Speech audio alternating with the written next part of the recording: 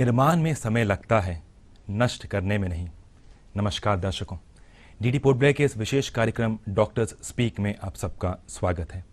हमने अक्सर ये देखा होगा, जब एक इमारत गैर कानूनी रूप से बनाई जाती है, उसे बाद में तोड़ दिया जाता है। ज़रा सोचिए, इस इमारत को बनने में कितना समय लगा होगा, सालों, किंतु इसे नष्ट करने में या गिराने में कुछ क्षण। ठीक इसी प्रकार मनुष्य के जीवन को निर्माण करने में कई साल लग जाते हैं, एक इमारत से भी अधिक साल, किंतु इसे नष्ट करने में कुछ क्षण ही लगते हैं। आज का हमारा विषय है वर्ल्ड सुसाइड प्रिवेंशन डे, और इस विषय पर अधिक बात करने हेतु हम स्वागत करते हैं अपने स्टूडियो में doctor Kushal Vaidya, senior resident psychiatrist एनएम्स जीबी पंत अस्पताल। कार्यक्रम में बहुत बहुत स्वागत है सर आपका। Thank you. जिस प्रकार इस वक्त हम समझ रहे हैं कि सुसाइड जैसे हम एक शब्द कहते हैं, तो बहुत ही खतरनाक और एक भयानक शब्द हम समझते हैं। डर भी लगता है, बहुत ज़्यादा डर लगता है, और सोचने में हमें थोड़ा सा हिचकिचाने लगता है कि क्या ऐसे भी हो सकता है, क्यों हम अपने आप को ऐसे अंत करते हैं। और आज के लिए ये बहुत है, क्योंकि युवा पीढ़ी जो है इसमें फंसी जा रही है। तो सुसाइड क्या होता है, कैसे एक व्यक्ति अपने आप को इसकी तरफ लेके जाता है सर? सुसाइड हम तब कहते हैं जब एक व्यक्ति अपने आप इस उद्देश्य से कि अपने जीवन को ख़त्म करने के उद्देश्य से कोई स्टेप उठाता है, जी, कोई और अपने आप को नुकसान पहुंचाता है, जिससे उसकी मृत्यु हो जाती है। सुसाइड प्रॉब्लम इसलिए है क्योंकि प्रीमेच्योर डेथ, आकस्मिक मौत होता है, तो समय से पहले ही लोगों की मृत्यु हो जाती है। और ना केवल सिर्फ एक देश के युवा पीढ़ी या पॉपुलेशन के ऊपर नुकसान होता है, बल्कि वो जो जिस समाज से, जिस फैमिली से वो बिलोंग करता है, उसको भी उसके जाने के बाद बहुत सारा साइकोलॉजिकल इश्यूज होते हैं, मेंटल हेल्थ इश्यूज होते हैं। तो कई देश में सुसाइड रेट बहुत ज़्यादा है, और हर देश की कोशिश यही होती है, मतलब विश्व में यही कोशिश हो रहा है कि सुसाइड को कैसे रोका जाए। आकस्मिक मृत्यु जो होता है उसको कैसे कम से कम हम करें। आज सुसाइड इतना भयंकर रूप से बढ़ गया है कि WHO, वर्ल्ड हेल्थ ऑर्गेनाइजेशन भी इस पे काम कर रहे हैं। देखा गया है कि पूरे विश्व में लगभग 7 लाख लोग सुसाइड करते हैं, जिसमें उनकी पूरी तरह से मृत्यु हो जाती है। सुसाइड अटेम्प्ट्स बहुत लोग करते हैं। सुसाइड अटेम्प्ट्स में जैसे कि एक सुसाइड होने पे लगभग 70 सुसाइड अटेम्प्ट और होता है। तो इसीलिए बहुत बड़ा समस्या है। जैसे हमारे देश में लगभग 1,23,000 के आसपास लोग साल में सुसाइड करते हैं। नेशनल क्राइम रिपोर्ट ब्यूरो है, NCRB, उनके सर्वे के हिसाब से, उनके डाटा के हिसाब से 2019 के साल में 1,23,000 के आसपास लोगों ने सुसाइड किया है। और जब सुसाइड सक्सेसफुल अटेम्प्ट्स होते हैं, जो कंप्लीट हो जाता है सुसाइड, उससे ज़्यादा अटेम्प्ट्स होते हैं। तो ऑब्वियसली जो 1,23,000 की संख्या है, उससे कई ज़्यादा लोगों ने अटेम्प्ट किए हैं। लगभग 70 गुना ज़्यादा, 70 टाइम्स कहेंगे। और इसमें रिस्क ऐसे बढ़ जाता है कि जो लोग सुसाइड करते हैं एक बार, अनसक्सेसफुल होता है कंप्लीट सुसाइड, उनमें रिस्क और ज़्यादा होता है कि वो वैसे व्यक्ति दोबारा सुसाइड करें, रिपीट करें। तो फैमिली वालों के लिए बहुत स्ट्रेस होता है। और हमारी कोशिश यही होगी, हमारी सरकार की सभी जो मेडिकल इंस्टीट्यूट्स हैं, बाकी सारी संस्था है, कि सुसाइड जितना कम से कम करें, मतलब कम हो देश में, समाज में, फैमिली में। जी। मैं अपने दर्शकों को याद दिलाना चाहूँगा, ये हमारा फ़ोन लाइव इन कार्यक्रम है, तो आप हमें कॉल कर सकते हैं। जो आज हम विषय रखे हैं सुसाइड पर, बहुत ही अहम एक विषय है, जो हम जानते हैं कि इस वक्त कई सारे लोग जो हैं वो सुसाइड करते हैं, विशेषकर युवा पीढ़ी में हम देखते हैं। तो हम समझते हैं कि बहुत चिंता का विषय है। ये ज़रूरी नहीं है कि हम अपने लिए ही केवल इस विषय के बारे में जानकारी प्राप्त करें, लेकिन कई सारे लोग जो इस वक्त मेंटल डिप्रेशन से गुजर रहे हैं, एंजाइटी या स्ट्रेस से गुजर रहे हैं, उनके लिए बहुत महत्वपूर्ण हो सकता है। तो कोई भी सवाल यदि आपके जहन में हो तो आप हमें कॉल कर सकते हैं। हमारा फ़ोन नंबर जो है इस वक्त आपके स्क्रीन पर है। और एक बात कि हम इस वक्त जो है, आप हमें यूट्यूब में भी देख सकते हैं, ट्विटर में भी देख सकते हैं, और फेसबुक में भी देख सकते हैं। तो कृपया हमें कॉल करें। मेरा अगला सवाल रहेगा, कितना बड़ा इस प्रॉब्लम को देखते हैं, जैसे कि जैसे आपने कहा कि वर्ल्ड में जो है इतने लोग, तकरीबन 7 से 8 लाख जो लोग हैं एक साल में मरते हैं, भारत में इतने लोग हैं, तो अगर हम अंडमान वगैरह की बात करें, छोटा सा एक जगह है, लिमिटेड पॉपुलेशन है, तब भी हम समझते हैं और सुनने में आता है कि यहाँ पे जो लोग अधिकतर सुसाइड करते हैं, कैसे, क्यों? हमारे यहाँ अगर यूनियन टेरिटरीज या स्टेट में भी लें, सबसे ज़्यादा सुसाइड होता है। मतलब अब कुछ साल पहले पौंडीचेरी आगे था जी, अब हमारे यहाँ पे सुसाइड ज़्यादा हो रहा है। ओके। सुसाइड के ग्लोबली मुख्यतः कम ज़्यादा एक कुछ मेजर कारण है Limited, जो जी, कि जी। रिसर्च से पता लगा है, स्टडीज से पता लगा है। वो ये कि सुसाइड में कुछ वल्नरेबल ग्रुप्स होते हैं, ओके। ठीक है, बहुत सारे कारण होते हैं। उन विषयों को जानने के लिए सर्वे करते हैं। जी, तो मुख्य तौर पे जैसे कम उम्र के एज ग्रुप है, जैसे एडोलसेंस एज ग्रुप, जी। 15 से 35, ये जो जी, एज ग्रुप होता है, जी, यंग एज ग्रुप, इनमें सुसाइड बहुत ज़्यादा होता है। ओके, तो ये हाई रिस्क ग्रुप है, ओके, ओके। तो इनको देखना बहुत ज़रूरी है। दूसरा चीज़ है कि मेल्स एंड फीमेल्स में भी फ़र्क होता है ओके, सुसाइड्स के। और शादीशुदा लोग, डाइवोर्सी, सेपरेटेड, ओके। अकेले रहने वाले लोग, जी, जिनमें सेपरेशन हो गया है, जो लोग अकेले रहते हैं, उनमें सुसाइड ज़्यादा होता है। जो लोग गरीब तबके से हैं या कम पढ़े लिखे हैं, ओके, उनमें सुसाइड ज़्यादा होता है। ओके। जैसे कि सुसाइड के तरीके भी अलग अलग हैं। ओके, हमारे देश में सुसाइड जैसे पॉइजन, जी, हैंगिंग जी, और ड्राउनिंग, ओके। ये 3 मेजर है वजह। अलग अलग देशों में अलग अलग वजह होती जी। हैं। जहाँ में फायर आर्म्स का चलन होता है, बंदूक वगैरह का चलन होता है, वहाँ पे फायर आर्म्स से भी सुसाइड बहुत कॉमन जी, है। जी, तो ये स्टडी में हम लोग ये सब स्टडी करते हैं कि कैसे एज ग्रुप में फ़र्क है, फर्क पड़ता है। मेल्स फीमेल्स में कितना फ़र्क है, बच्चों में और बड़ों में क्या फ़र्क है, पढ़े लिखों में, गरीब और जो well to do from family है, इकोनॉमिक क्लास, जी, जी, उसमें क्या फ़र्क है ना। तो ये सारी चीज़ें हैं। तो इतना बड़ा विषय है कि इसमें कोई एक पर्टिकुलर वजह हम नहीं बता सकते नहीं बोल कि सकते। इसके वजह से सुसाइड हुआ है। सुसाइड की वजह बहुत कॉम्प्लेक्स है। जी, ये तो जो डिफरेंसेस हमें दिखाई देता है जी, एज ग्रुप में, जैसे मैंने इकोनॉमिक क्लास ये सब बताया, इसके अलावा रीजंस ओके, ज़्यादातर रिलेशनशिप इश्यूज के वजह से, फैमिली कॉन्फ्लिक्ट्स की वजह से, इन सब वजह से सुसाइड होते हैं। फाइनेंशियल वजह है, जी, जी, तो रिलेशनशिप वजह जो सबसे मेन, सबसे कॉमन है। जी। तो ये जब वजह पता लगती है तो हमें हेल्प होता है कि हम इस पे कैसे काम करें, इसको Okay. ठीक करने के लिए। तो रिलेशनशिप इश्यूज हर इंसान के लाइफ में इश्यूज होते हैं, और हर इंसान के कोपिंग एबिलिटीज़, यानी चीज़ों को समझने का और उसको कैसे इसको ठीक करे लाइफ में, प्रॉब्लम्स को अलग अलग होती हैं। एक ही प्रॉब्लम अलग अलग लोगों में अलग अलग परसेप्शन होगा। Okay. कोई उसको कम आकेगा, जी। किसी के लिए वो कम स्ट्रेस होगा, किसी के लिए ज़्यादा होगा। ज़्यादा। मतलब हर इंसान टूट सकता है, Okay. हर इंसान टूटता Okay. है, बट डिपेंड करता है कि किस लेवल लेवल, स्ट्रेस कितना है। अभी जब स्ट्रेस की बात करें तो कई बार ऐसा होता है कि किसी व्यक्ति के लाइफ जीवन में एक ही साथ 2-3 स्ट्रेस हो गया, सब एक साथ आ जाते हैं। एक साथ आ गया। जी, किसी के लाइफ में अभी जैसे कोविड का जी। आप माहौल बता रहा हूँ, फाइनेंशियल इश्यूज, बहुत लोगों को प्रॉब्लम हुए हैं जी। फाइनेंशियली, जी, और उसी वक्त अगर घर में किसी की मृत्यु हो जाए जी। तो 2 स्ट्रेसफुल जी, चीज़ें एक साथ हो गई, तो उस समय मानसिक जो प्रभाव तो जी, पड़ता ही है। जी, उदासी हो सकती है, बेचैनी हो सकती है। तो ये सारे रिस्क फैक्टर्स हैं जिसकी वजह से सुसाइड जी। इंसान कर सकता है। तो हमारा अभी वही रहता है कि जिस भी पेशेंट आता है तो उसमें सुसाइड कैसे रिस्क कम करें, फैमिली को कैसे समझाएं। जो पेशेंट जिसने सुसाइड किया, जी, वो जब प्रॉब्लम को सॉल्व नहीं कर पा रहा है, उसको जी। बताएं कि कैसे रिजॉल्व करना है प्रॉब्लम को, उसको फिर हेल्प करते हैं ओके। मेडिसिन से, साइकोथेरेपी से। ऐसा इंसिडेंट हुआ है मेरे साथ भी कि मैं किसी से बात कर रहा था और 3 या 4 दिन के बाद जब हमने देखा कि उस व्यक्ति ने सुसाइड कर लिया, जी। आत्महत्या कर लिया, जी।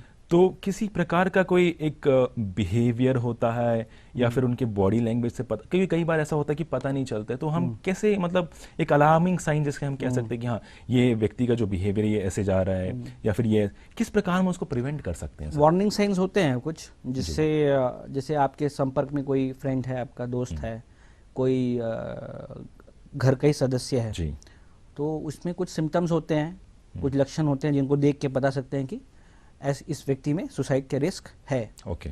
कुछ बिहेवियरल चेंजेस हैं, जैसे अगर पेशेंट उसको जो भी व्यक्ति है अगर कहे कि मुझे मर जाने का इच्छा कर रहा है ना, मुझे और जीने का इच्छा नहीं है, होपलेस है, आशा मतलब निराश हो गया लाइफ से। और कई बार ऐसा दोस्त होंगे, यूजुअली हम इस बात पे हमें ये करना चाहिए कि कभी भी ऐसा कोई व्यक्ति अगर बोलता है तो उससे पूछना चाहिए। बट ये जो वार्निंग साइंस है, जब और पूछोगे और भी पता लगेगा कहीं डिप्रेशन तो नहीं है, कहीं एंजाइटी तो नहीं है। कई बार ये होता है जो लोग नशा करते हैं उनमें सुसाइड रेट्स ज़्यादा होता है। ठीक, तो नशा करने वालों में स्ट्रेस कोपिंग एबिलिटी कम होता है, चिड़चिड़ापन, गुस्सा बढ़ सकता है। जिनमें गुस्सा ज़्यादा आता है उनमें रिस्क होता है सुसाइड का। तो ये वार्निंग साइंस है। जैसे आपके साथ किसी व्यक्ति को जानते हो आप, वो वैसे तो नॉर्मली जिसका आपका नॉर्मल बिहेवियर आपको पता है, बट कुछ दिन से बातचीत कम कर गया, है ना, खाना पीना गड़बड़ हो रहा है, अपने रूम में अकेले रहता है, हाँ, किसी से बात नहीं करता, लोगों से सोशली आइसोलेट हो गया है, अपने काम काज पे नहीं जाता है, स्कूल में नहीं जाता है ना। तो ऐसे लोगों में आपको लगना चाहिए कि हाँ कुछ प्रॉब्लम है, सुसाइड हो, डिप्रेशन हो सकता है, एंजाइटी हो सकता है, तब इनसे बात करें। बात करने पे चीज़ें और खुल के आएंगी और पता लगेगा कि प्रॉब्लम और क्या है। एक और चिन्ह है, मतलब साइंस है, जैसे जो लोग सुसाइड की प्रवृत्ति के होते हैं उनका गुस्सा, एक तो मैंने बताया, दूसरा है रिस्की बिहेवियर, बहुत तेज गाड़ी चलाना, रेकलेस ड्राइविंग, हाँ, और जल्दी झगड़े में उलझ जाना, है ना। तो ये सारे रिस्क बिहेवियर होते हैं। तो ये सारे रिस्क बिहेवियर हैं, इसमें अब दिखता है जब भी, तब हमें इंटरफेयर करना चाहिए, तब उससे बात करनी चाहिए। किस प्रकार हम डिफरेंशिएट करें डिप्रेशन, स्ट्रेस, एंजाइटी, क्योंकि तीनों ही हम जब भी बात करते हैं तो हम बोलते हैं कि व्यक्ति जो है वो डिप्रेशन में है, या व्यक्ति जो है स्ट्रेस में, या फिर एंजाइटी है। किस प्रकार हम इन तीनों को डिफरेंशिएट कर सकते हैं? नॉर्मल व्यक्ति के लिए डिप्रेशन, एंजाइटी डिफरेंशिएट करना थोड़ा मुश्किल होता है, क्योंकि सिम्टम लगभग कभी कभी ऐसा होता है, मिक्स होता है। एंजाइटी मतलब बेचैनी और उदासी। कई बार क्या होता है, दोनों होते हैं। डिप्रेशन शायद ज़्यादा हो, एंजाइटी थोड़ा कम, एंजाइटी ज़्यादा हो, डिप्रेशन थोड़ा कम, ऐसा दोनों मिक्स भी हो सकता है। डिप्रेशन में उदासी रहती है ज़्यादातर वक्त, दिन भर कामकाज में मन नहीं लगता, गिल्ट होता है, किसी चीज़ को लेके गिल्ट होता है कि शायद मैं ही वजह हूँ, मैं ही बुरा हूँ, कारण हूँ। एनर्जी लेवल बहुत कम होता है। फिर कंसंट्रेशन, जो फोकस होता है, काम काज करने में फोकस, या किसी की बात सुनने में उसमें ध्यान ज़्यादा लगाना पड़ता है, कंसंट्रेशन कम हो जाता है। भूख कम हो जाती है। जिन चीज़ों में उनको खुशी होती थी, जैसे टीवी देखना, दोस्तों के साथ बात करना, गाना सुनना, ये सब चीज़ें, उन चीज़ों में मज़ा आना खत्म हो जाता है, प्लेजर खत्म हो जाता है। और सुसाइडल थॉट्स आ सकती हैं, है ना, वज़न कम हो सकता है। ये सारे साइंस हैं सुसाइड के। सभी ज़रूरी नहीं, डिप्रेशन के, सॉरी, तो ज़रूरी नहीं है सारे सिम्टम्स हों। लगभग मेजॉरली सिम्टम्स अगर होते हैं तब दिखाने की ज़रूरत होती है। उसी तरह बेचैनी में धड़कन तेज़ होना, घबराहट होना, पसीना ज़्यादा आना, पेट ठीक नहीं रहना, चक्कर आना, है ना, ये सारे वेक सिम्टम्स हैं बेचैनी के। तो कोई एक पर्टिकुलर शरीर का कोई एक सिस्टम इन्वॉल्व नहीं होता है, हमेशा एक बेचैनी से रहना, शांत नहीं रहना, मन चिड़चिड़ापन हो सकता है। हाँ, कभी कभी डिप्रेशन में, एजिटेटेड डिप्रेशन बोलते हैं, डिप्रेशन में गुस्सा भी बढ़ सकता है। हाँ, तो ये भी एक साइंस है डिप्रेशन के, एजिटेशन। और रह गया बात स्ट्रेस का ताल्लुक डिप्रेशन और एंजाइटी से। आज के समय में हमारा सोशल स्ट्रक्चर चेंज हो गया कंप्लीटली, सपोर्ट सिस्टम चेंज हो गया है। आजकल जैसे कोविड के समय में सभी लोग अकेले रहते थे, आइसोलेटेड थे। इसके अलावा भी भागदौड़ की ज़िंदगी है हमारी, है ना, तो इसमें लोगों, जो समाज का आपसे एक्सपेक्टेशन है पूरा नहीं कर पाते हैं, इसमें भी स्ट्रेस है। लाइफ के जितने अचीवमेंट हैं, भागदौड़ के अचीव में जब लाइफ को अचीव करना है तो उसमें फेलियर्स होते हैं। हाँ, उसको अचीव करने के लिए फेल हो जाना, ये भी स्ट्रेस है। इवन स्ट्रेस ब्रॉडली अगर देखे, कोई अच्छी चीज़ भी स्ट्रेस होती है। किसी की शादी हुई, वो हैप्पी इवेंट है, अच्छी बात है, बट उसमें भी स्ट्रेस होता है। कहीं आपको घूमने जाना हुआ, अच्छी बात है, बट अब जब जाते हो तो प्लानिंग करना पड़ता है, कहाँ रहेंगे, गाड़ी कैसे लेंगे, फैमिली मेम्बर से उनकी सेफ्टी देखना है। तो ये भी स्ट्रेसफुल है। ओके घर में बच्चा होना ओके स्ट्रेसफुल, जी, नया जी। Job stressful. Stressful। तो इवेंट अच्छा हो या बुरा, Okay। स्ट्रेस तो आपके जीवन का पार्ट है। ओके कई बार ये होता है कि हर इंसान अलग होता है, स्ट्रेस कोपिंग एबिलिटीज कम होती है किसी Okay। में, किसी में स्ट्रेस ज़्यादा होती है। हाँ, कोई ज़्यादा स्ट्रेस झेल लेता है, जी जी वो हैंडल कर लेता है। इसके अलावा हमारा सपोर्ट सिस्टम बहुत ज़रूरी है। जी हमें जब स्ट्रेस होता है तो हम अपने फैमिली से बात कर लेते हैं, फ्रेंड्स से बात कर लेते हैं, किसी का सुझाव ले लेते हैं। कुछ लोग जैसे सबको सब स्किल नहीं आता है, वो जी। नहीं अप्रोच करते। जी कुछ लोग अपने में रहते हैं, ज़्यादा दोस्तों से खुल के मन से बात नहीं करते हैं। किसी का फैमिली स्ट्रक्चर ही वैसा है कि आपस में लोग कम बात करते हैं, शेयरिंग नहीं होती है। तो वैसे सिचुएशन में इंसान अपना स्ट्रेस कैसे बाहर करे। और कई बार होता है कि जैसे स्कूल में होता है, बच्चा कोई पहले ज़माने में होता था कि पहले बच्चे हैं, बहुत गुस्सैल बच्चा है, उसको जी। स्पोर्ट्स में भेज दिया जी जी कि एग्रेशन एक वहाँ पे हेल्दी उतारे। तरीके से निकल जाए। जी जी यहाँ पे इतना सारा स्ट्रेसफुल एक्टिविटीज़ है, उसमें एग्रेशन भी डेवलप होगा, इंटरपर्सनल रिलेशनशिप में टू में होगा, जी एग्रेशन बढ़ेगा। वो हेल्दी वे नहीं है जिसमें वो बाहर चला जाए। जी एक्सरसाइज नहीं करना और रिक्रिएशन नहीं है। हाँ, रिक्रिएशन यानी घूमना फिरना, पिकनिक जी। हो गया, दोस्तों से बातें करना हो गया, अच्छा प्रोग्राम टीवी देखना, ये सारे रिक्रिएशन हैं। तो ये सारी चीज़ों की कमी, मतलब एक कॉम्प्लेक्स चीज़ है। जी स्ट्रेस, देखिए जब भी स्ट्रेस तो पार्ट ऑफ लाइफ है। पार्ट ऑफ लाइफ हो गया। आपका जेनेटिक कंपैटिबिलिटी, ओके आप जेनेटिकली कैसे हैं, साथ में स्ट्रेस, ये सारा मिल के एक एक चीज outcome को देता शेप देता है। ओके स्ट्रेस ज़्यादा है और आपका टॉलरेंस, स्ट्रेस टॉलरेंस नहीं है, तो आपको स्ट्रेस बहुत ज़्यादा लगेगा। ओके आपका सपोर्ट सिस्टम नहीं है, तब भी आपको स्ट्रेस बहुत ज़्यादा लगेगा, कोप नहीं कर पाएंगे। ओके तो घर में बातचीत करना, सपोर्ट सिस्टम डेवलप करना, जी ये बचपन से ही एक प्रोसेस होना चाहिए। ओके ये चीज़ें बचपन से हैं। अब किसी परिवार में बहुत ज़्यादा घर में अशांति है, जी आप एक्सपेक्ट नहीं कर सकते कि उसमें उस फैमिली में एक नेचुरल बातें हो, फ्रीली टॉक हो, शाम को लोग आते होंगे, एक दूसरे साथ का में दिनचर्या होती। पूछते जी, होंगे, ऐसा जी। नहीं होता है ओके बहुत। तो ऐसे फैमिलीज़ में बच्चे आउटस्पोकन नहीं होते हैं, मन में बात दबा के बैठते हैं, है ना। हर शाम को जैसे फादर गए तो बच्चे से बात करें, फादर बहुत बिजी हैं, मदर बहुत बिजी हैं, बच्चे जी। से पूछ नहीं सकते हैं कि कैसा दिन गया, डिस्कस नहीं कर जी। पाते हैं, तो तब प्रॉब्लम होता है। ओके मैं अपने दर्शकों को याद दिला दूं कि ये हमारा लाइव कार्यक्रम है, आप हमें इस वक्त लाइव देख रहे हैं। हम बात कर रहे हैं वर्ल्ड सुसाइड प्रिवेंशन डे पर।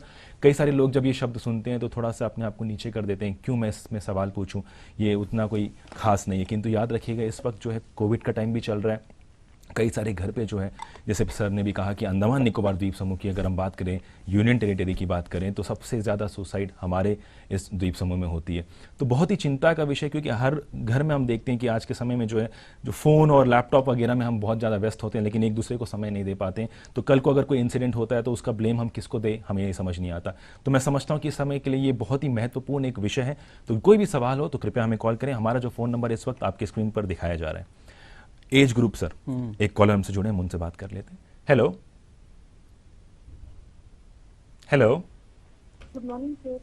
गुड इवनिंग मैडम, सवाल पूछिएगा। सर एक्चुअली मेरी जो सुपीरियर मैम है, मैं उनके अंडर में काम करती हूँ जी और निकोबार जैसे इलाके में कहीं इलेक्ट्रिसिटी वगैरह तो है नहीं। वर्क में सर बहुत ही मेरे को मतलब मैम टारगेट करी है, मेरी जो सुपीरियर हेड है, मेरे को इतना मतलब पूरा मतलब जितना भी पीरियड है, एक पीरियड को छोड़ के सारी पीरियड मेरा मतलब क्लासेस वगैरह रहती है। मैं एक्चुअली प्रोटेक्शन से टीचर हूँ सर, जी। बट मतलब यहाँ पे इतना मतलब फ्रस्ट्रेट हो गई हूँ, उसमें मुझे जीने का मन नहीं करता है सर। तो क्या करें मुझे समझ में नहीं आ रहा है। मंडे से इतना सोच के मेरी जो बैक साइड जो ब्रेन है ना सर, बैक अलग से पेन हो रहा है सर, पता नहीं चल रहा है कि मेरे को क्या हो गया। जी कुछ सोल्यूशन है सर इसमें? मैम आपकी उम्र कितनी है, आपकी एज कितनी है? मेरी 27 है सर। 27 है, ठीक है। अब पहले से कोई मेडिकल प्रॉब्लम्स हैं आपको? कुछ प्रॉब्लम नहीं था सर। एक्चुअली मैं एग्जाम पर्पस में पोबलर गई थी सर। ठीक। जैसे वापस आई मेरे को एक्चुअली परमिशन नहीं मिला था। अच्छा। तो जैसे मैं बैक टू कार्निक आई तो मैम मेरे ऊपर अलग से फोकस ठीक। करती है। मतलब हर काम में जैसे क्लास में मैं पढ़ाने जाती हूँ ना सर, जी। तो वहाँ से जो बुला लेती है मेरे को, ठीक मतलब है। इतना टॉर्चर कि कोई पीरियड खाली नहीं है। फिर बाद में पूछती है तो आप सिर्फ पढ़ाने से हो जाएगा आपका काम, अदर करिकुलर एक्टिविटीज में भी पार्टिसिपेट करना है। जब मैं करती हूँ तब भी सर ये कंप्लेन वो कंप्लेन, जबकि कोई कंप्लेन ही नहीं करता। मतलब जो मेरा प्रॉब्लम है मेरे हेल्थ से है। ठीक है, मैं समझ गया। क्या कुछ आप अभी ये कितने दिन से प्रॉब्लम हो रहा है आपको?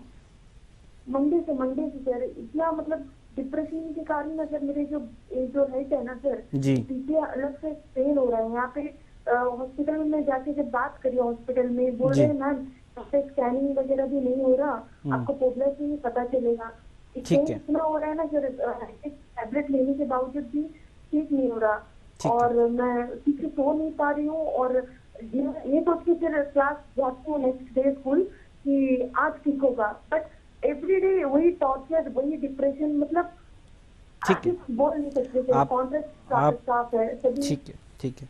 अभी आपके कहने के हिसाब से आपका वर्क स्ट्रेस बहुत ज़्यादा है ना? बहुत जी ज्यादा जी। है जी। नहीं, मैं आपको ये सुझाव दूंगा कि आपके जो नियरेस्ट पीएचसी हैं या सीएचसी है, सेंटर है, यहाँ पे भी डॉक्टर अवेलेबल है, आप उनसे बात करें। वो एक्चुअली हम उनसे बात कर लेंगे, उनके पास हमारा नंबर होगा, ठीक है? हमारे जीबी पंत हॉस्पिटल का नंबर होगा या हमारा भी नंबर होगा। मेरा नाम डॉक्टर कुशाल है, मेरा नंबर भी उनके पास होगा, तो हम उनसे डायरेक्ट बात कर सकते हैं। उनके थ्रू आपसे डायरेक्ट बात कर लेंगे। तो कुछ अगर दवा के थ्रू और कोशिश करेंगे ओवर द फोन अगर काउंसलिंग कर सकते हैं आपकी, ठीक है, उसके लिए हम कोशिश करेंगे। लेकिन एक बार आपको डॉक्टर के पास जाना होगा, क्योंकि अभी आप बहुत दूर हैं। जी, अब ये बहुत दूर हैं, डायरेक्टली हमारे डिपार्टमेंट में नहीं आ सकते। तो हम कोशिश करते हैं कि वाया टेलीफोन आपसे बात करके, आपको कुछ अगर मेडिसिन की ज़रूरत है या छुट्टी की ज़रूरत है, कुछ दिन के लिए रेस्ट चाहिए होगा, तो हम देखते हैं। लेकिन असेसमेंट करने के बाद आपको दवा या बाकी चीज़ें हम बताएंगे। प्लीज हेल्प करिए, मैं ना बहुत डिप्रेशन, ठीक बहुत है। परेशान हूं सर। नहीं, परेशान मत होइए। टॉर्चर करती है वो लेडी। नहीं, ठीक है, उसके बारे में हम बात कर लेंगे, परेशान मत हो। ठीक है, आप एक बार डॉक्टर से जो प्राइमरी हेल्थ सेंटर में या से आपके नियरेस्ट जो भी सेंटर है वहाँ पे आप बात करिए, ठीक है?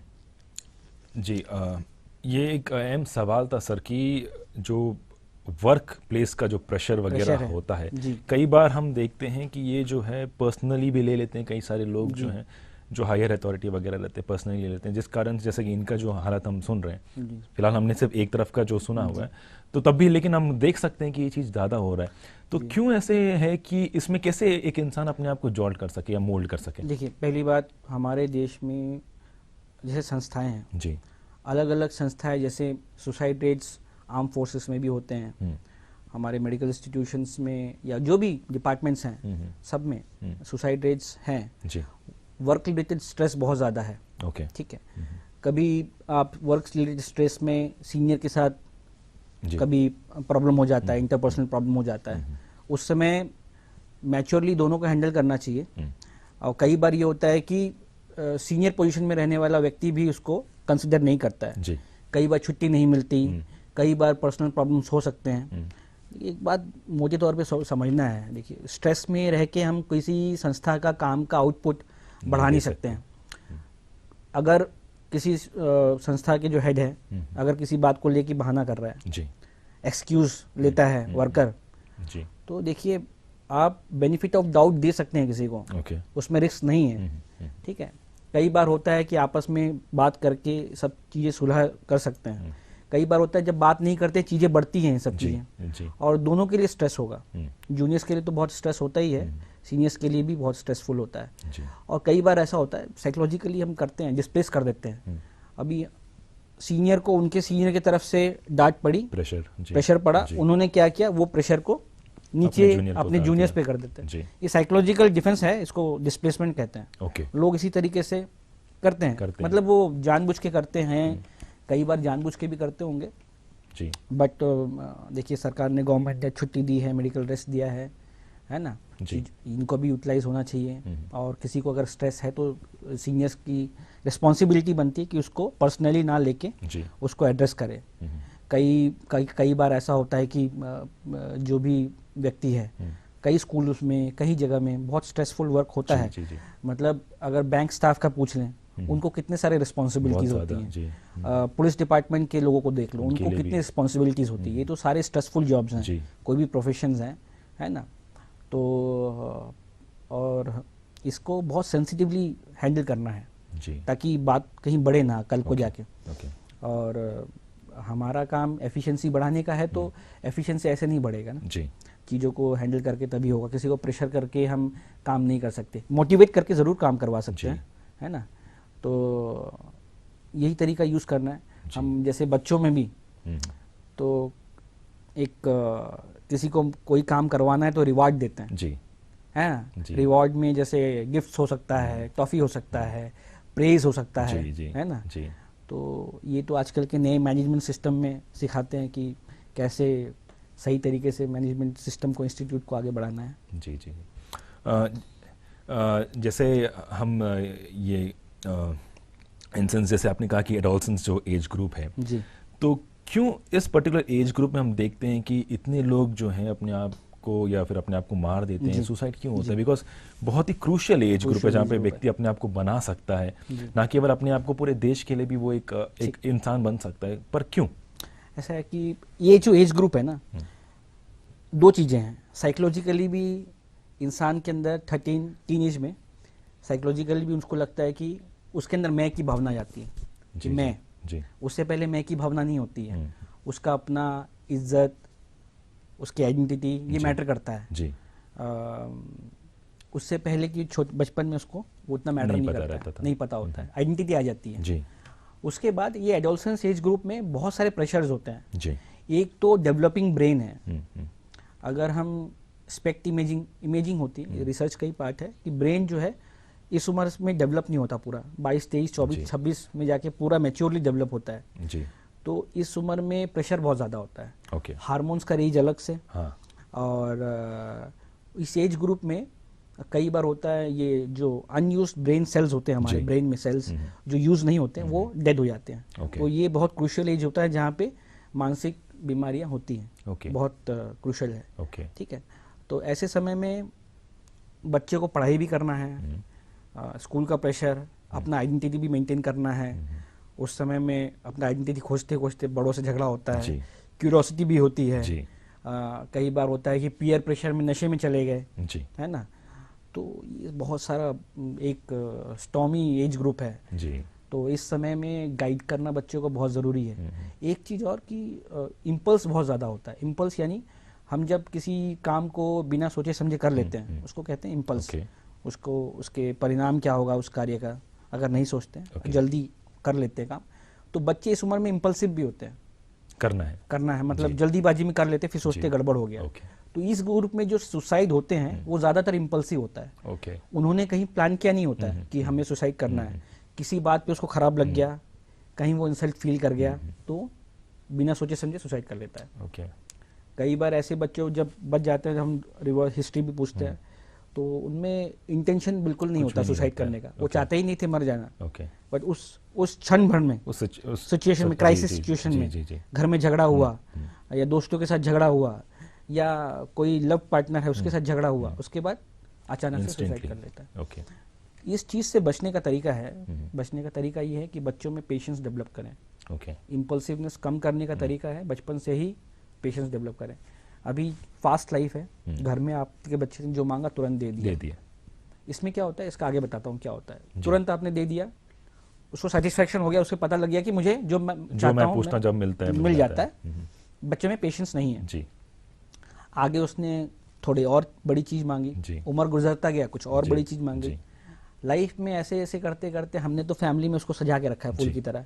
जब भी वर्ल्ड में, दुनिया में जब पैर रखता है तब उसको बहुत तरह की नाकामी नजर आएंगी, दिखती है ना, क्योंकि नाकामी जिंदगी का हिस्सा है, फेलियर सक्सेस।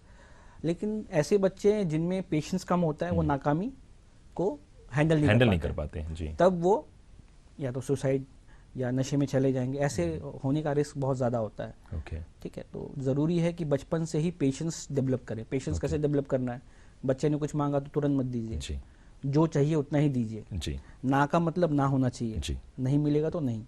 और फादर और मदर को एज ए यूनिट काम करना है, कभी भी अलग अलग ना रहें। ओके ऐसा ना हो कि बच्चे फादर से नहीं मिल रहा है तो मदर को मैनिपुलेट कर लिया, ओके चालाकी करके मदर से वो चीज़ ले ली। जी तो ये सारी चीज़ें अवॉइड करनी है। ओके।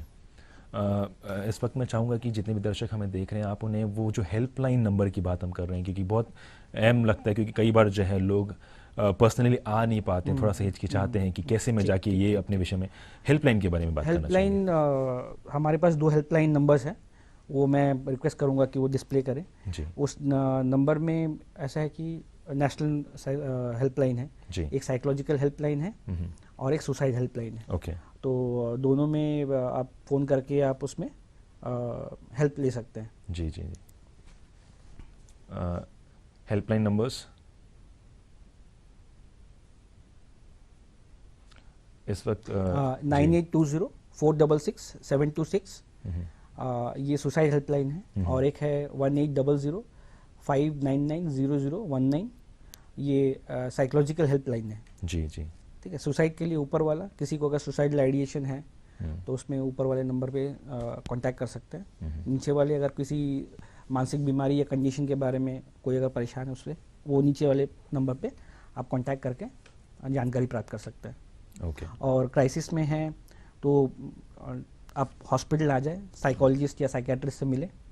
प्राइवेट में भी दिखा सकते हैं, गवर्नमेंट में भी दिखा सकते हैं, जहाँ पे भी आपको सुविधा लगे अपने हिसाब से आप दिखा के बात करें प्लीज़। जी।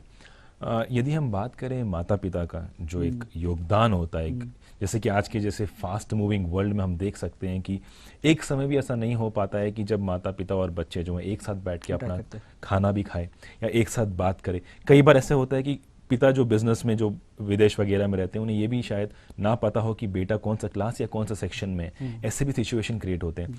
तो ऐसे में जो बेटा होता है, वो जो भी बच्चे होते हैं, वो जो अपने आप को अलग कर लेते हैं या तो अपने आप को अलग समझते हैं। एक तो एज ग्रुप भी मैटर करता है और कई सारी चीज़ मैटर करते हैं। ऐसे में ये थॉट्स या फिर एडिक्शन टू सम ड्रग्स वगैरह होता है। इस चीज़ को माता पिता किस प्रकार समझे और किस प्रकार अपने बच्चे की मदद कर सकते हैं? पहली बात तो इंटरेक्शन बहुत ज़रूरी है बच्चे के साथ। जैसे मैंने बताया पहले कि दिन भर में भी समय नहीं मिलता है, तो शाम का समय होता है जब वहाँ बच्चे पेरेंट्स के साथ बात कर सकते हैं। पेरेंट्स को इनिशिएट करना चाहिए, उनको एनकरेज करना चाहिए कि वो अपनी प्रॉब्लम्स बताएं। ओके। कई बार बच्चों को लगता है कि प्रॉब्लम्स बोलना वीकनेस है। जी ठीक है, तो वो कभी नहीं देखते कि फादर और मदर कभी प्रॉब्लम्स शेयर करते हैं। तो आपको चाहिए कि अपने बचपन की प्रॉब्लम शेयर करें, उसको कैसे सॉल्व किया आपने, वो सब बताएं। उससे क्या होगा, बच्चे को भी लगता है कि नहीं, प्रॉब्लम सबको होता है, मुझे भी शेयर करना होता है। ठीक है ना। कई बार होता है कि फैमिली में फादर सुपर हीरो की तरह नहीं, उसको प्रॉब्लम्स नहीं, सबको प्रॉब्लम होता है। लेकिन हर इंसान चाहता है कि जीवन में जो भी प्रॉब्लम्स हो वो अपने तक सीमित रखें, अपने फैमिली को बचा लेता है। बताएं। लेकिन होता क्या है कि आप जब अपने बचपन के प्रॉब्लम्स या कभी भी प्रॉब्लम्स आते हैं शेयर करते हैं, तो बच्चों को लगता है अच्छा फादर ने ये किया, प्रॉब्लम को सॉल्व किया उसने। तो प्रॉब्लम सॉल्विंग एटीट्यूड, जी, कि प्रॉब्लम आए तो उसको सॉल्व कैसे करना है, सॉल्व करना है, कैसे करना है, किसी का हेल्प ले सकते हैं, खुद अपनी बुद्धि लगा के सुझाव ले सकते हैं, डिस्कस करके पेरेंट्स से, यही प्रैक्टिस होता है डिस्कशन। तो ये करें। दूसरी चीज की नज़र रखे बच्चे पे, बच्चे का बिहेवियर में, खासकर बच्चा कहीं पहले जैसा नॉर्मल बच्चा है, उसके बिहेवियर में कुछ चेंजेस आ गया है, खाना पीना कम हो गया है, थोड़ा चिड़चिड़ा रहता है, पढ़ाई में मन कम लगता है। ये सारे इंडिकेटर्स है कि आपको पहले से पता लग जाएगा कि बच्चे में कुछ प्रॉब्लम हो रहा है। तो आप पूछ सकते हैं कि कुछ प्रॉब्लम है ना। और दूसरी चीज़ कि आप जैसे बच्चे के फ्रेंड सर्कल हैं, फ्रेंड सर्कल में भी आप कांटेक्ट करके रख सकते हैं। और फ्रेंड सर्कल में आप उनके दोस्तों से, जैसे दोस्त घर आते हैं जी, उनसे भी कांटेक्ट रहें। तो कई बार होता है कि फ्रेंड्स कई बार इंपॉर्टेंट इनपुट देते हैं कि स्कूल में क्या हुआ, जो बच्चा छुपा रहा होता है जी। कई बार होता है कि आप रेगुलरली टीचर से मिले, टीचर से मिलने पे स्कूल में बच्चे का बिहेवियर कैसा है, कहीं बहुत गुस्सा तो नहीं कर रहा है, कहीं कंप्लेंट्स तो नहीं आ रहे हैं। तो ये सब चीज़ें देखने, कहीं बच्चा बुलिंग तो नहीं कर रहा है कोई इसको, कहीं सीनियर बच्चे या बड़े बच्चे उसको तंग तो नहीं कर रहे हैं। ठीक है, ये सारी चीज़ें देखनी होती है जी। और जी ठीक, तो दर्शकों हमारा ये कार्यक्रम जारी रहेगा इस ब्रेक के बाद।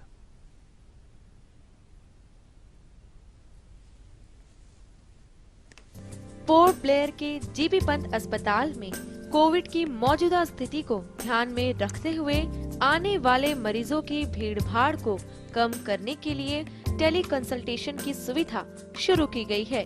लोगों से कहा गया है कि वे दिए गए डॉक्टरों के मोबाइल नंबरों पर सवेरे 9 बजे से दोपहर बाद 1 बजे तक संपर्क करें।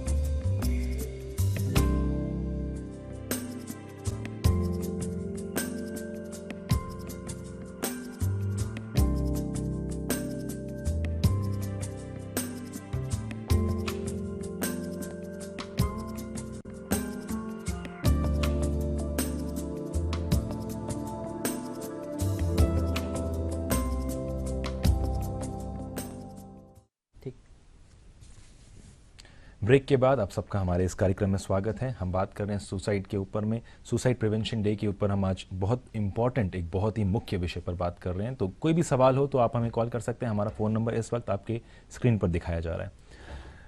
स्कूल, यदि हम बात करें, स्कूल की बात करें, जैसे हम जब अपने पढ़ते थे, अभी तो फिलहाल कोविड का समय चल रहा है, किंतु स्कूल की अगर हम बात करें तो पेरेंट्स जो हैं कुछ समय तक जो है बच्चे के साथ बिताते हैं, किंतु एक टीचर तकरीबन 8 से 9 घंटा जो है एक बच्चे के साथ बिताता है और उन्हें मालूम हो सकता है कि बच्चा जो है किस रास्ते पे जा सकता है, सही रास्ते पे जा रहा है या गलत पे जा रहा है, पढ़ाई कर रहा है, कमज़ोर है, पहले अधिक पढ़ता था अभी कम पढ़ रहा है, ये टीचर जो है देख सकते हैं। तो किस प्रकार एक टीचर का एक रोल बनता है, एक कर्तव्य बनता है कि ये जो है बच्चा गलत कर रहा है, गलत कार्य पे जा रहा है, सुसाइड की टेंडेंसी भी इसके अंदर है, किस प्रकार पता करें? छोटे बच्चे यूजुअली जिनमें गुस्सा बहुत ज़्यादा आता है, गुस्सैल प्रवृत्ति के होते हैं, लड़ाई झगड़ा ज़्यादा कर रहे हैं, और जिनके फैमिलीज़ में नशे का चलन है फैमिलीज़ में, तो कई बार होता है कि अभी कोविड के समय में सब कोई आ तो नहीं पाता, लेकिन कई बार होता है कि स्कूल के टीचर पेरेंट्स से बात करते हैं कि बच्चा कैसा कर रहा है। कई बार उसके ग्रेड्स कम हो रहे हैं तो उसमें भी पता करते हैं कहीं कुछ घर में कोई प्रॉब्लम तो नहीं है, क्योंकि ज़्यादातर समय टीचर्स के साथ रहते हैं तो टीचर को उनका बच्चों का यूजुअल बिहेवियर पता होता है, बिहेवियर ख़राब हो रहा है, अच्छा हो रहा है ना, स्कूल में आ नहीं रहा है, एब्सेंट कर रहा है। अब बच्चों में अलग होता है, बच्चे स्कूल अवॉइड करते हैं, कुछ बहाना करेंगे कि पेट दर्द हो रहा है, कई बार बहाना नहीं होता, सच में पेट दर्द होता है, सोमैटिक सिम्टम बोलते हैं, तो उसको असेसमेंट करना बहुत ज़रूरी है। कि स्कूल जाना क्यों नहीं चाहता, कहीं स्कूल में प्रॉब्लम तो नहीं है, कहीं स्कूल में अगर बच्चे कंप्लेन कर रहे हैं, कोई बड़े बच्चा उसको तंग करता है या स्कूल का दूसरा रैगिंग बुलिंग करता है, तो उसको सीरियसली देखना है। और कई बार होता है कि कई बच्चे स्कूल में पढ़ाई में इसलिए आगे नहीं पा रहे क्योंकि कई बार होता है कि आंखों में प्रॉब्लम है, सुनने में प्रॉब्लम है, कई बार डिसेबिलिटी होती है, लर्निंग डिसेबिलिटी होती है, वो तो असेसमेंट के बाद ही पता लगता है। जो भी बच्चा कहीं पिछड़ता हुआ दिखे, थोड़ा अलग लगे, उसको ध्यान देने की ज़रूरत है, पेरेंट्स से बात करने की ज़रूरत है। कई बार ऐसा होता है कि घर में लड़ाई झगड़ा ज़्यादा हो रहा है, घर में नशे का चलन है, वैसे सिचुएशन में उनको साइकेट्रिस्ट से या साइकोलॉजिस्ट से मिलने का सुझाव दे सकते हैं। अगर लगे कि नशा कर रहा है बच्चा, उस समय पेरेंट्स को सीरियसली बुला के उसको रेफ़र करना चाहिए बच्चे को, है ना, ताकि नशे के चंगुल से छूट जाए। बच्चे की संगति कैसी है, क्लासरूम में क्या करता है, ये सारी चीज़ें नज़र रखना बहुत ज़रूरी है। जी। दर्शकों, इस सवाल के जवाब के बाद आपको एक बार फिर हेल्पलाइन नंबर दिखाया जाएगा, क्योंकि कई सारे लोग हमसे पूछ रहे हैं हेल्पलाइन नंबर को, तो इस सवाल के जवाब के बाद आपको हेल्पलाइन नंबर फिर से दिखाया जाएगा। अगला सवाल रहेगा सर कि जिस प्रकार हम देखते हैं कि कई सारे लोगों के अंदर जो होता है, जब हम वो पर्टिकुलर वार्ड की बात करते हैं, साइकेट्रिस्ट जो लिखा रहता है बोर्ड में, तो कई सारे लोग जो हैं वहाँ से गुजरने में भी कभी कभी हिचकिचाते हैं, या फिर वहाँ पे जो लोग खड़े होते हैं उन्हें एक विचित्र रूप से देखते हैं, एक अलग रूप से देखते हैं कि ये व्यक्ति जो है ये ऐसे खड़ा है, क्या हो गया ऐसे, मैं तो जानता हूँ उसको, तो एक स्टिग्मा टाइप बन जाता है, एक अलग किस्म के लोग देखने लगते हैं। क्यों ऐसे होता है और किस प्रकार इससे हम बाहर निकल सकते हैं? देखिए, पहले बात की अवेयरनेस हमारे बीच में अवेयरनेस की कमी है। धीरे धीरे सिचुएशन पहले से काफ़ी बेटर हो गई है जी। आजकल देखिए बहुत सारे सेलिब्रिटीज़ अपने मानसिक जो समस्याएं हैं जी। उसको लेके खुल के बात करते हैं। जी। कई लोग अपने डिप्रेशन की बात करते हैं, कई लोग, क्योंकि अपना जो मस्तिष्क है हमारे शरीर से अलग तो नहीं है। नहीं है। और ये भी सच मतलब है कि हम सब किसी को प्रॉब्लम से गुजरना पड़ता है जी। जीवन में, कभी ना कभी जी। कोई क्राइसिस में जा सकता है। तो हेल्प लेना या हेल्प सीख करना, अपनी मदद के लिए खुद आगे आना कोई कमज़ोरी की निशानी नहीं जी। है कि मैं अगर खुद जाता हूँ हॉस्पिटल में डॉक्टर को दिखाने में शर्म की बात नहीं, शर्म की बिल्कुल बात नहीं है ना। जी। आप जब अपना डिप्रेशन, अपना एंजाइटी ठीक करवाना चाहते हैं तो ठीक करेंगे तो क्या होगा, आपका आउटपुट अच्छा होगा जी। और आप जो भी काम कर रहे हैं बढ़िया से होगा। आप कोई दुखी तो नहीं रहना चाहता ना, उदासी है तो उदासी का कारण है, समझ नहीं आता तो आना है। और हमें अपनी तरफ से ये चाहिए कि स्टिग्मा जो किसी को घृणा की नज़र से डिस्क्रिमिनेट करके जी, नहीं जी, देखना चाहिए जी। क्योंकि ये अवस्था हम सबके किसी लाइफ के में प्रॉब्लम्स आ आते हैं, सकती है। आती है। ये अच्छी बात है कि आज के समय में साइकोलॉजिकल हेल्प है आपके जी। पास, तो आपको सीख करना है। किसी को, सबकी लाइफ की अपनी अपनी परेशानी होती है, हम किसी दूसरे की लाइफ को देख के कमेंट नहीं कर सकते। जी। हमें नहीं पता वो व्यक्ति किस अवस्था से गुजर रहा है, उसकी लाइफ में कितने प्रॉब्लम्स हैं। शायद हम भी कभी उस तरह के दौर से गुजरे तब हमें ज़रूरत पड़े, जी। है ना। जी। जी। तो स्ट्रेस लाइफ का पार्ट है, इसको हम आंख बंद करके नहीं देख, आंख बंद करेंगे और गायब हो जाएगा, ऐसा नहीं है। जी। या ऐसा है कि कई बार होता है कि फैमिली में बच्चे को स्ट्रेस होता है, बच्चा बोलता भी है, जी। लेकिन मैं बोलते नहीं ये सब कुछ नहीं है। जी। क्लियरली डिनाइल करना कि ओके। ऐसी कोई परेशानी होती ही नहीं है, करके। ये बहुत गलत है। ओके। ठीक है ना, तो ऐसा बिल्कुल नहीं करना चाहिए। कई बार चीज़ें शायद लाइफ में स्ट्रेस हो और अपने आप कुछ समय के बाद चला जाता हो, जी। लेकिन कई बार ऐसा होता है कि वो चीज़ें ठीक नहीं हो रही हैं, आप उसी चीज़ को खींचे जा रहे हैं। किसी के लाइफ में रिलेशनशिप को लेके हैंडल नहीं कर पा रहा है, उसको समझ नहीं आ रहा कि क्या करे, जी। उस समय सही उसको डायरेक्शन देना तो ज़रूरी है जी। ना। जी। किसी को फाइनेंशियल लॉस हो गया, उसको अगर इंकरेज नहीं करेंगे, सपोर्ट नहीं देंगे, डिप्रेशन या एंजाइटी की वजह से नींद खराब है, उसको हेल्प नहीं करेंगे तो फिर प्रॉब्लम तो बढ़ेगी। और जी। सिर्फ उस व्यक्ति का प्रॉब्लम नहीं, पूरे वो फैमिली की प्रॉब्लम हो जाएगी वो। जी। जी। जी। इस वक्त हम चाहेंगे कि वो जो हेल्पलाइन नंबर हमने पहले दोहराया था, मैं चाहूँगा कि आप एक बार फिर हमारे दर्शकों को वो हेल्पलाइन नंबर बताएं उसके विषय में। तो पहला नंबर है वो 9820-466-726। ये किसका नंबर है सर एक्चुअली? ये सुसाइड हेल्पलाइन है। जी। जी। जी। और जो दूसरा नंबर है वो अगर आपको साइकोलॉजिकल हेल्प, किसी भी मानसिक समस्या के बारे में जानना है या डिस्कस उसको पता करना है, तो ये नंबर आप डिस्कस कर सकते हैं यहाँ पे 1800-599-0019। ओके। ऊपर वाला हेल्पलाइन नंबर सुसाइड हेल्पलाइन है। जी। जी। और नीचे वाला नंबर ये साइकोलॉजिकल हेल्पलाइन है, जी। किरण करके संस्था है, उनका जी। नंबर है। ओके। ठीक है। ओके। एज एन इंडिविजुअल अगर मैं अपनी बात करूं या फिर सोसाइटी की बात करूं, कितना एक अहम रोल होता है कि एक व्यक्ति जो है मानसिक तनाव से गुजर रहा है, डिप्रेशन से गुजर रहा है, एंजाइटी से, किस प्रकार मैं उसको देखूं? क्योंकि कई बार हम जब उसको देखते हैं तो हम देखते हैं कि हाँ ठीक है, ये तो वैसे ही रहेगा, इसका मानसिक जो स्थिति है वो तो वैसी रहती है, उसको मैं ज़्यादा उससे बात नहीं करूँगा। तो क्या मैं गलत कर रहा हूँ या फिर क्या सोसाइटी उसके साथ गलत कर रहा है? क्योंकि ऐसा भी तो हो सकता है कि उसको अगर हम थोड़ा सा सपोर्ट दें तो हम समझ सकते हैं कि वो उस चीज़ से उबर कर बाहर आ सकता है। तो क्या मैं गलत हूँ? जी देखिए, कोई भी इंसान, जी, साइकेट्रिक इलनेस पर से की बात नहीं कर रहा हूँ, कभी भी किसी को भी जैसा माहौल देंगे, एनवायरनमेंट देंगे, जी, तो उसका विकास और अच्छे से होगा। एनवायरनमेंट अगर एनरिचिंग होगा, मोटिवेटिंग होगा, उसको करने के लिए, अपनी प्रतिभा दिखाने के लिए जगह मिलेगा तो करता है। जी, जी। तो जैसा परिवेश देंगे वैसे ही ठीक होगा। हाँ, सपोर्ट का इम्पोर्टेंस इसलिए ज़्यादा है क्योंकि एक पौधा भी, पेड़ का पौधा भी अगर उसको ठीक से धूप ना लगे, इंसानों के उसको शोर शराबे में ना रहे, आवाज़ ना हो अगल बगल, तो उसका ग्रोथ रुक जाता है। जी। उसी तरह सपोर्ट से इंसान अपने लेवल का जो मैक्सिमम है उतना अचीव कर सकता है। और मानसिक समस्या ऐसा नहीं कि हर इंसान को मानसिक समस्या जीवन भर तक रहेगा। नहीं, जैसे हमारे यहाँ भी डिप्रेशन या एंजाइटी का ट्रीटमेंट चलता है तो कुछ समय के लिए चलता है, साथ में साइकोथेरेपी देते हैं, दवा देते हैं, तो 6 से 9 महीने का कोर्स होता है। हर बीमारी का अलग अलग कोर्स होता है। तो उस स्टेज से निकल जाता है, ठीक हो जाता है। तो बहुत सीरियस मानसिक बीमारी हो, कुछ मानसिक बीमारी में ऐसा चलता है कि लंबे समय तक दवा खाना होता है। जी। लंबे समय के लिए तो आपको डायबिटीज़ और हाइपरटेंशन की भी दवा खानी पड़ती है। तो किसी इंसान को कोई भी तरह की बीमारी, जैसे अगर हार्ट की बीमारी हो सकती है तो दिमाग को लेके भी बीमारी हो सकती है ना। तो जैसे सीरियस बीमारियां हैं, स्किज़ोफ्रेनिया है जो साइकोसिस है, जी। तो और किसी को बहुत सीवियर डिप्रेशन रहता है ना। तो कई बार देखा गया कि फैमिली में जेनेटिक है इलनेस, जी। तो रिस्क बढ़ जाता है। जी।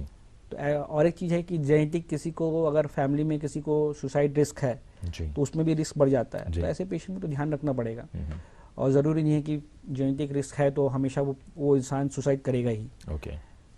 देखा गया है कि उनमें जब हम बताते हैं, सिखाते हैं, स्किल सिखाते हैं, प्रॉब्लम सॉल्विंग सिखाते हैं, कॉन्फ्लिक्ट को कैसे रिजॉल्व करना है ये सिखाते हैं, है ना, और क्राइसिस में कहाँ जाना है, किससे हेल्प लेना है ये सिखाते हैं, तो उसका आउटकम बढ़ जाता है। मेडिसिन होते हैं, आउटकम बढ़ जाता है। जी। हो सकता है कि लाइफ में क्राइसिस दोबारा है, लेकिन उसको वो अपने आप को उसको समझ में आ जाएगा कि मेरे को कहाँ जाना है, ओवरकम करना है, कैसे ओवरकम करना है। जी। जी। ये पता लग जाता है। तो इसमें सोसाइटी का बहुत सपोर्ट है। जैसे आपने कहा कि अंडमान निकोबार द्वीप समूह जो है परसेंटेज के हिसाब से बात करें तो यूनियन टेरिटरी में सबसे अधिक जो है किस वर्ग के जो एज ग्रुप अगर हम बात करें, क्या कोई पर्टिकुलर एज ग्रुप है या फिर बच्चों में भी अगर देखते हैं कि क्या पर्टिकुलर रीजन से जो है यहाँ पे लोग अधिकतर सुसाइड कर सकते हैं? देखिए वर्ल्ड ओवर मतलब जो भी सर्वे है जी। कम से कम मतलब इंडिया में ओवरऑल जो suicide risk factors, age distribution और भी डेमोग्राफिक चेंज जो वजह होती हैं जी। या जो देखा गया है वो लगभग समान है। ओके। जैसे कि अगर जो सेपरेटेड है, डाइवोर्सी हैं, जी। उनमें सुसाइड रिस्क ज़्यादा होता है। लड़कों में सुसाइड रिस्क ज़्यादा होता है। उसी तरह से जो कम पढ़े लिखे हैं जी। उनमें सुसाइड रिस्क ज़्यादा हो सकता है। ओके। और बनिस्पत जो ज़्यादा पढ़े लिखे हैं हो सकता है कि शायद वो स्ट्रेस कोप करने की उनमें एबिलिटी ज़्यादा हो जी। जो ज़्यादा पढ़े लिखे होते हैं। जी। और इसी तरीके से बच्चों में सुसाइड जो एडोलसेंस एज ग्रुप में सुसाइड ज़्यादा होता है। जी। तो ये ओवरऑल इंडिया में तो लगभग एक ही जैसा है। ऐसा नहीं है कि देश के कोने में सुसाइड रेट वयस्कों में ज़्यादा हो रहा है, यहाँ पे बच्चों में ज़्यादा रहा है, ऐसा नहीं है। ओके। हाँ, कुछ रिस्क फैक्टर्स ज़्यादा हो सकते हैं, जैसे स्ट्रेसफुल लाइफ इवेंट्स हैं, जैसे कि अनएम्प्लॉयमेंट है, रिलेशनशिप ब्रेकअप है, घर में कलह की वजह हो सकती है, नशा एक वजह हो सकता है ना, जो कि कंट्रीब्यूट कर रहा होगा ज़्यादा उसमें सुसाइड रेट्स में। तो ये वजह होती है। कई बार होता है कि जेनेटिक फैक्टर्स होते हैं, है ना। तो ये सारा एक कॉम्प्लेक्स वो है। तो इसमें हाँ, हमारी तरफ से हम यही कर सकते हैं कि जैसे अवेयरनेस प्रोग्राम्स हैं इंस्टीट्यूशंस में, ऑफिसेस में, और जैसे आज भी हम भी प्रोग्राम कर रहे हैं सोशल मीडिया के थ्रू, अवेयरनेस बढ़ाने की बात है। मेंटल हेल्थ के बारे में जितनी ज़्यादा बात करें, नशा मुक्ति की बात करें तो उतना बढ़िया। तो आने वाले दिनों में ऐसे ही चलता रहेगा। लोग जितने अवेयर होते रहेंगे सुसाइड के रिस्क शायद कम हो जाए। ओके। साइकोलॉजिस्ट, साइकेट्रिस्ट, काउंसलिंग, ये जो वगैरह डिफरेंशिएट होता है, तो हम सिर्फ जानते हैं कि साइकेट्रिस्ट जो है वो ट्रीटमेंट देते हैं, तो कुछ ऐसे भी होते हैं जो केवल बात करते हैं, कुछ होते हैं जो मेडिसिन प्रेस्क्राइब करते हैं। कैसे हम डिस्टिंग्विश करें? ठीक है, पहले मतलब हमारे व्यूअर्स के लिए थोड़ा सा मैं क्लियर कर दूं जी। साइकेट्रिस्ट जो है डॉक्टर होता है। ओके। तो एमबीबीएस के बाद स्पेशलाइजेशन करता है। ओके। तो वो साइकोथेरेपी भी कर सकता है और मेडिसिन भी दे सकता है। ओके। मेडिसिन प्रिस्क्राइब भी कर सकता है, जो भी मेडिकल कंडीशन, साइकोलॉजिकल कंडीशन है उसके लिए जी। साइकोलॉजिस्ट का रोल साइकोथेरेपी में होता है। जो भी आप काउंसलिंग बोलते हैं, लेमन टर्म है, हम उसको साइकोथेरेपी बोलते हैं। साइकोथेरेपी में बहुत स्ट्रक्चर्ड तरीके से अलग अलग साइकोथेरेपीज हैं, है ना। साइकोथेरेपी समझे कि मन का उलझन है, समझ नहीं आ रहा किसी सिचुएशन को, तो उसको सुलझाने का तरीका। आपका बिहेवियर मॉडिफिकेशन करना है, कोई बिहेवियर हो रहा है जो अगर ठीक नहीं है, सोच का थॉट पैटर्न वो ठीक नहीं है, जिसके वजह से थॉट पैटर्न की वजह से प्रॉब्लम हो रहा है, तो उसको धीरे धीरे उसको कैसे एक सही डायरेक्शन में लेके जाए, ये साइकोथेरेपी का काम है। ओके फैमिली साइकोथेरेपी होता है, कॉग्निटिव बिहेवियर थेरेपी होता है, ओके डायलेक्टल बिहेवियर थेरेपी होता है ना, ये बहुत अलग अलग तरह, फिर ग्रुप थेरेपीज होती हैं, है ना, तो अलग अलग तरह की थेरेपीज होती हैं। ओके तो ये साइकोलॉजिस्ट उसमें स्पेशलाइज करता है। ओके ठीक है, साइकोलॉजिस्ट मेडिसिन प्रिस्क्राइब नहीं करते हैं, जो कि सिर्फ डॉक्टर कर सकते हैं। ओके जैसे आपने कहा कि 2019 का कुछ हमने नंबर्स बताया कि जो अधिकतर थे यहाँ पे थे, तो हम 2020 की बात करें जब हम कोरोना में जो एकदम ऊपर चला गया था, कोरोना का जो रेट था, फिलहाल भी कोरोना चल रहा है, तो कैसे हम देख सकते हैं, क्योंकि 19 में एक नंबर्स थे, वो नंबर अब शायद और बड़े होंगे और बढ़ भी सकते हैं, तो किस प्रकार हम कोविड को इस पर्टिकुलर चीज़ से लेके जा सकते हैं कि मेंटल हेल्थ जो है, स्ट्रेस, एंजाइटी, डिप्रेशन वगैरह वगैरह जो भी है, कोविड और इनको अगर हम एक साथ रख के देखें तो किस प्रकार एक व्यक्ति को अपने आप को लेके चलना होगा? देखिए, पूरे दुनिया के जितने भी साइकेट्रिस्ट मतलब अभी डिस्कशन मेन फोरम्स में होते हैं ना जी, वो आशंका यही लगाते हैं कि कोविड में क्योंकि रिसर्च हो नहीं पा रहे, तो जहाँ तक उनका अनुमान है कि कोविड में सुसाइड्स बड़े होंगे। ओके। क्योंकि इसकी वजह ही है, देखिए सुसाइड का एक प्रमुख कारण है डिप्रेशन है, आइसोलेशन में रहना है जी। अब कोविड के समय में तो सब हम आइसोलेटेड थे जी, और कोविड के समय में बहुत घरों में कलह होती थी, झगड़ा होता था जी, है ना, फाइनेंशियल स्ट्रेसर्स हैं, स्ट्रेस तो बढ़ ही गया, बहुत सारा। आपको डर है कहीं इन्फेक्शन ना हो जाए, फिर स्ट्रेस, आसपास मौत हो रही है ना, तो ये बहुत स्ट्रेसफुल टाइम था। तो इस समय में सुसाइड रेट्स बड़े होंगे ऐसा अनुमान है। ओके। ये आने वाले समय में पता लगेगा, डेटा निकलेगा जी। 2019 के नेशनल क्राइम रिपोर्ट ब्यूरो के जो डाटा है उसमें तो पिछले से ज़्यादा ही बताया ओके, है ना, और डाटा आने वाले समय में डाटा में और पता लगेगा कि क्या पैटर्न है।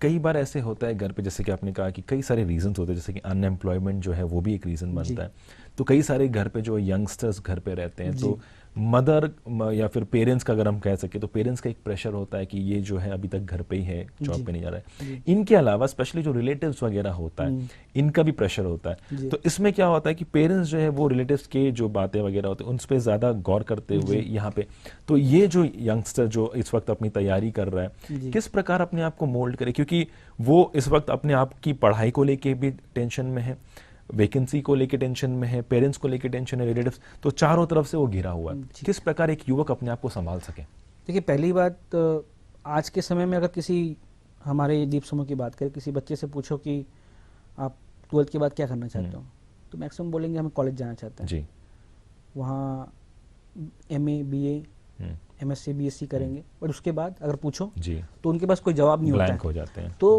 कैरियर काउंसलिंग तो 12th में ही शुरू हो जानी चाहिए कि आपको क्या करना है। ओके। स्किल्ड जॉब चाहिए, उसमें एम्प्लॉयमेंट ज़्यादा है, तो अगर स्किल्ड जॉब चाहिए तो वैसा करें। ओके। और अगर आपको मास्टर्स करना है तो उसके बाद का आपका प्लान क्लियर होना चाहिए कि नहीं मुझे लेक्चरर बनना है, नहीं मुझे सिविल सर्विसेज के लिए एग्ज़ाम के लिए अपेयर करना है, या तो आपका अगर पहले से लाइन क्लियर नहीं होगा तो आप एक भेड़ चाल में चलते रहोगे और आखिर में जाके डिसअपॉइंटमेंट मिलेगा।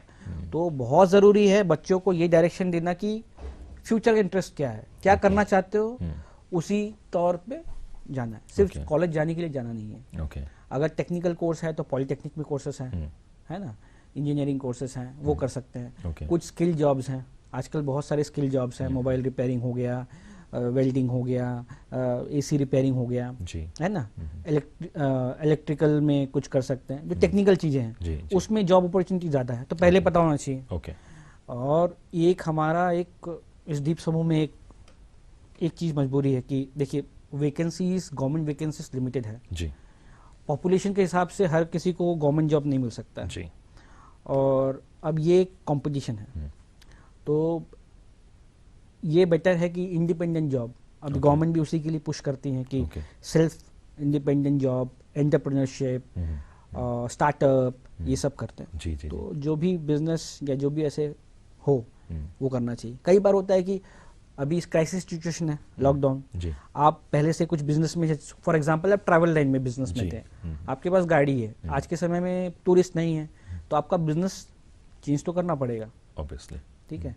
आप हमेशा एक बैकअप प्लान हर इंसान रखता है ना, Okay. ये नहीं तो वो, तो शिफ्ट तो करना पड़ेगा। जी ये समय की मांग है, आपको अपने हिसाब से उनके हिसाब से चलना ही पड़ेगा। जी जी तो अपने आपको समय के हिसाब से नहीं ढालेंगे तो प्रॉब्लम ज़्यादा होगा।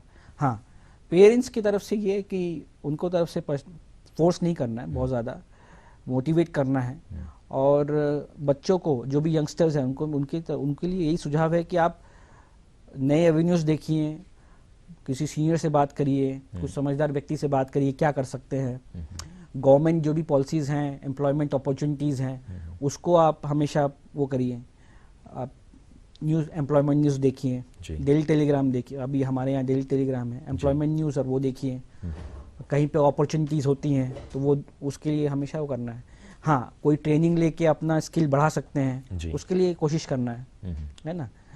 तो ऐसी चीज़ों में आप अपने आप को हमेशा स्किल बढ़ाने के बारे में सोचिए कि एक फेलियर से नहीं, एक्सपीरियंस जितना बढ़ेगा उतना बढ़िया है। कई बार होता है कि अकेला नहीं तो दो तीन लोग मिलके समूह में बिजनेस कुछ कर सकते हैं प्लान के हिसाब से, है ना। और गवर्नमेंट की तरफ से बहुत सारी चीज़ें हैं, लोन्स हैं, अलग अपॉर्चुनिटीज़ हैं, वो सब भी देख सकते हैं। जी जी, है ना। यदि हम जी पंत अस्पताल की बात करें, आप कुछ समय से वहाँ पर हैं, तो जो नंबर ऑफ पेशेंट्स, जो अगर हम उसकी ग्राफ की बात करें, क्या पेशेंट्स का जो ग्राफ है वो बड़ा है? और एक सवाल साथ में रहेगा कि कई बार ऐसे होते हैं कि पेशेंट एक बार आता है क्योंकि उनको घर से प्रेशराइज किया जाता है कि आप जाइए करके, तो कितने बार वो पेशेंट वापस कई बार आते हैं कि हमें और नहीं आना, रिजर्व हो जाते हैं। तो ये जो वापस आने की जो परंपरा अभी शुरू हुई, ये किस प्रकार से हम देख सकते हैं कि ये अच्छा है या एक खराब साइन है कि वापस नहीं आ रहे हैं लोग?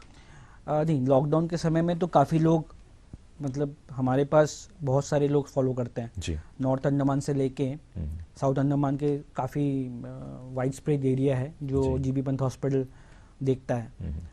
जो जिनको जैसे स्पेशलिस्ट सर्विस नहीं मिलता उनको यहाँ आना पड़ता है जी।